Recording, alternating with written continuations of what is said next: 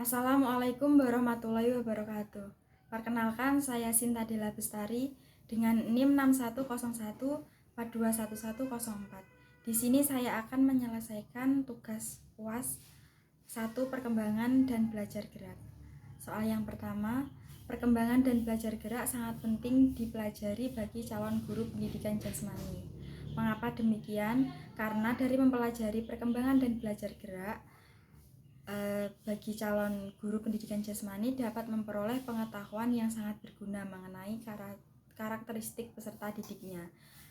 Terus dapat mengetahui perspektif perkembangan individu dan bisa mempunyai acuan dalam memikirkan strategi pengembangan anak didik.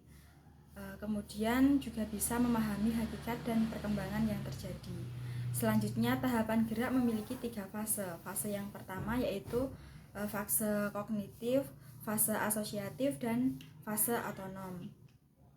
Untuk fase kognitif merupakan fase awal dalam belajar gerak keterampilan. Pada fase kognitif, proses belajar diawali dengan aktif berpikir tentang gerakan yang dipelajari, berusaha mengetahui dan memahami gerakan dari informasi yang diberikan. Informasi yang telah ditangkap oleh indera kemudian diproses dalam mekanisme perseptual. Setelah memperoleh gambaran tentang gerakan, maka gambaran tersebut diproses lagi ke dalam mekanisme pengambilan keputusan.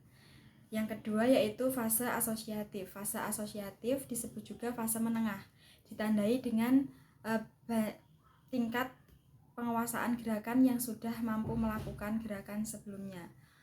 Untuk meningkatkan penguasaan dan kebenaran gerakan, pelajar perlu tahu kesalahan yang masih dilakukan.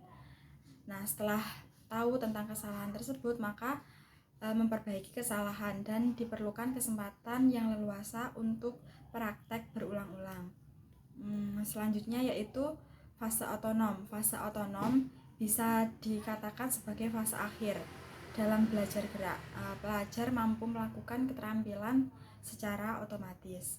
Selanjutnya yaitu faktor-faktor fungsi syaraf yang mempengaruhi gerak manusia.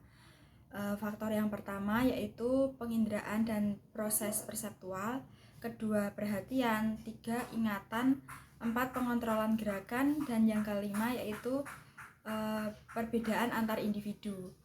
Yang pertama yaitu penginderaan dan proses perseptual. Penginderaan dan proses perseptual merupakan serangkaian fungsi yang memproses stimulus yang ditangkap oleh organ indera sampai stimulus tersebut bisa dimengerti. Selanjutnya yaitu perhatian. Perhatian bisa diartikan sebagai kesengajaan mengarahkan pikiran terhadap sesuatu. Perhatian merupakan awal dari proses memahami sesuatu. Selanjutnya yaitu ingatan. Ingatan gerak sangat berperan di dalam upaya menguasai gerakan-gerakan keterampilan. Mengapa demikian? Karena pada dasarnya gerakan keterampilan merupakan serangkaian gerakan ulang, maka serangkaian gerakan yang dasarnya gerakan keterampilan merupakan serangkaian gerakan di mana untuk menguasainya memerlukan praktek secara berulang-ulang. Maka apa yang pernah dilakukan perlu untuk diingat agar bisa melakukannya kembali. Selanjutnya yaitu pengontrolan gerakan. Pengontrolan gerakan tergantung pada struktur dan fungsi sistem syaraf otot. Di dalam struktur syaraf umum sistem syaraf otot, komponen juga paling dasar adalah neuron.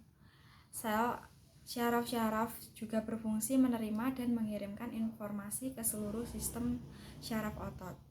Selanjutnya yaitu perbedaan antar individu. Nah, setiap orang pasti mempunyai kemampuan yang berbeda-beda. Untuk mempelajari gerakan keterampilan,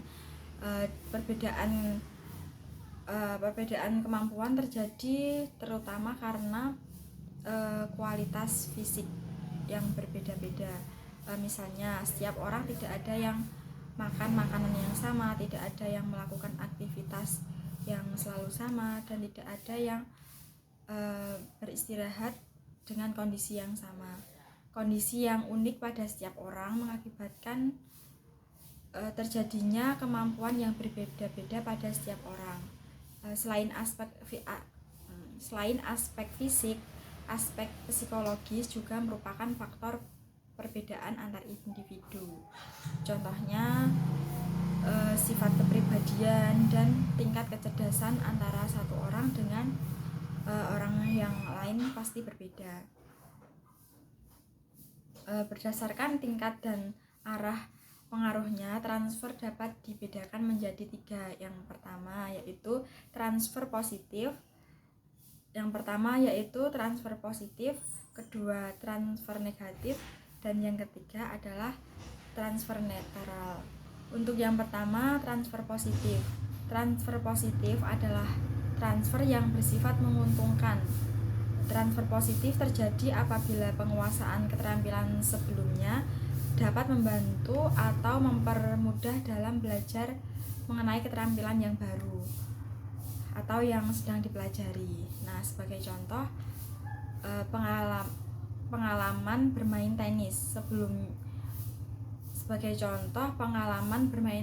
sebelumnya dapat mempermudah dalam belajar tenis sekarang. Selanjutnya yaitu transfer negatif. Transfer negatif adalah transfer yang bersifat merugikan. Transfer negatif terjadi apabila penguasaan keterampilan sebelumnya dapat menghalangi atau mempersulit terhadap belajar keterampilan yang baru. Sebagai contoh, dalam mempelajari forehand dalam tenis akan mengalami kesulitan apabila sebelumnya telah mempelajari forehand dalam bulu tangkis, karena forehand dalam bulu tangkis banyak menggunakan gerakan memecut pada pergelangan tangan, sedangkan untuk forehand dalam tenis pergelangan tangan harus kokoh. Selanjutnya yaitu transfer netral. Transfer netral ini terjadi apabila penguasaan keterampilan sebelumnya tidak berpengaruh terhadap belajar keterampilan yang baru. Sebagai contoh, keterampilan memanah tidak berpengaruh saat belajar renang. Selanjutnya yaitu pengertian pertumbuhan, perkembangan, dan kematangan. Yang pertama adalah pengertian pertumbuhan. Pertumbuhan adalah proses peningkatan yang ada pada diri seseorang yang bersifat kuantitatif, atau peningkatan dan dalam ukuran tertentu. Sebagai contoh, mengenai pertumbuhan fisik seperti penambahan tinggi badan, penambahan berat badan, dan bertambahnya lebar bahu, lebar panggul, bertambahnya ketebalan dada. Selanjutnya yaitu pengertian perkembangan. Perkembangan adalah proses perubahan kapasitas fungsional atau kemampuan kerja organ-organ tubuh ke arah yang semakin terorganisasi dan terspesialisasi. Sebagai contoh seperti bayi yang belum bisa berjalan, kemudian meningkat menjadi bisa berjalan tertati-tati 2 langkah atau 3 langkah. Yang selanjutnya yaitu pengertian kematangan. Kematangan adalah kemajuan yang bersifat kualitatif dalam perkembangan biologis. Kematangan merupakan kemajuan ke arah status matang. Kematangan merupakan kemajuan yang bersifat secara intrinsik dan menggambarkan perubahan yang berkembang dalam suatu urutan sejalan dengan bertambahnya usia tanpa pengaruh langsung dari eksternal. Sebagai contoh, pada anak kecil yang sudah bisa berdiri, anak kecil yang belum bisa berdiri dengan keseimbangan yang baik, dengan seiringnya bertambah usia, anak itu bisa berdiri dengan keseimbangan yang baik.